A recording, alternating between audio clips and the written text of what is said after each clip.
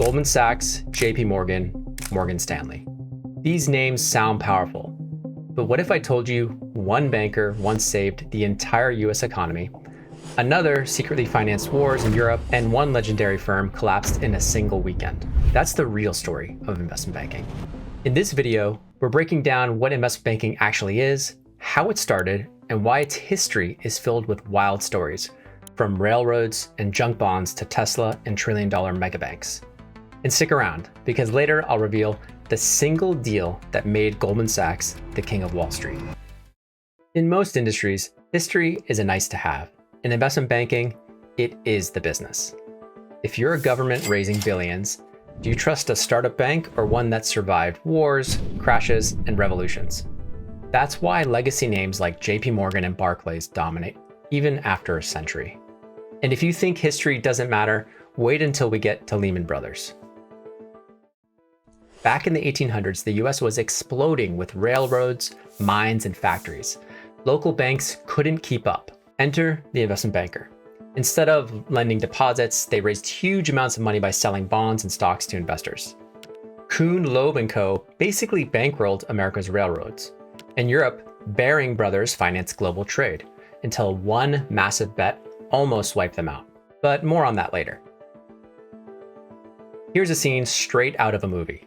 In 1907, the US banking system was collapsing. No Federal Reserve, no safety net. Who saved the day?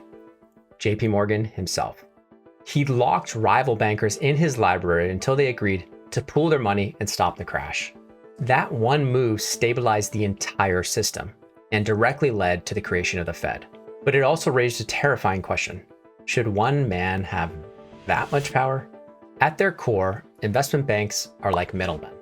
Governments need money, so they issue bonds. Companies need capital, so they sell stock in an IPO or a secondary offering or offer corporate bonds. Investors want returns. The banker in the middle makes sure the deal actually happens. But when it goes wrong, Baring Brothers found out the hard way when a single rogue trader in Singapore nearly sank them in the 1990s. Proof that even the most established centuries-old names aren't bulletproof. So why can't your local bank just do all of this? Because commercial banks take deposits and make loans, while investment banks underwrite securities and advise on giant deals. Think of it like this. Commercial banks are more like mechanics, investment banks design and sell the cars. Eventually, banks tried to do both. And let's just say that scared regulators just a little bit. So in 1933, the Glass-Steagall Act forced commercial and investment banks apart. For decades, the two worlds stayed separate. But in 1999, it was repealed. Suddenly, megabanks like JP Morgan Chase and Citigroup were born. And that repeal? It set the stage for the 2008 financial crisis.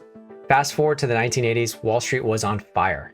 Michael Milken and Drexel Burnham Lambert turned junk bonds into weapons for corporate takeovers.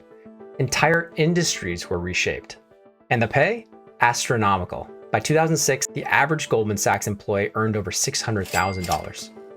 But in 2008, it all came crashing down. Lehman Brothers collapsed in days. Merrill Lynch was sold off. Goldman and Morgan Stanley had to reinvent themselves to survive. It was the ultimate reminder: trust takes centuries to build, but only a weekend to destroy. Today, investment banks focus primarily on four things. Number one, capital raising, like Tesla's multi-billion-dollar stock offering. Number two, M&A advisory. Think Disney buying Marvel. 3, sales and trading, executing trades for clients and themselves. And 4, asset management, running money for pensions, governments, and hedge funds. Now, conflicts of interest still exist: trading versus advising, research versus underwriting, which is why regulators force firms to build ethical walls.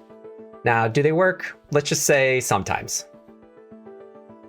Remember earlier I teased the deal that made Goldman Sachs the king of Wall Street? In 1956, Henry Ford II gave Goldman the mandate for Ford's IPO, the largest in history at that time. That single deal cemented Goldman as the name on Wall Street. So here's the takeaway. Investment banks were born because traditional banks couldn't keep up. Powerhouses like JP Morgan literally saved economies. Laws like Glass-Steagall shaped Wall Street for decades. Crises like 2008 proved no bank is untouchable. And today, investment banks still control the flow of global capital.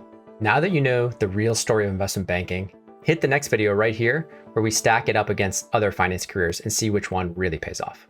Stay strong.